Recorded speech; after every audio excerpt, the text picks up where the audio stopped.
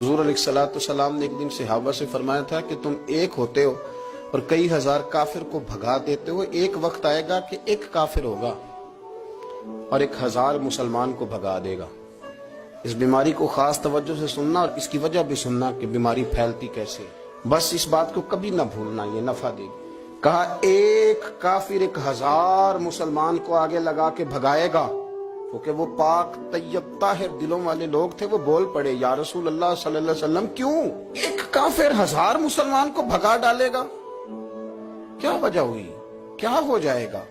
2 جملے میرے نبی کریم نے اور بات ختم کر دی۔ 2 جملے فرمایا تمہیں وہن ہو جائے گا، وہم نہیں وہن، واو ہا نون، تمہیں وہن ہو جائے گا۔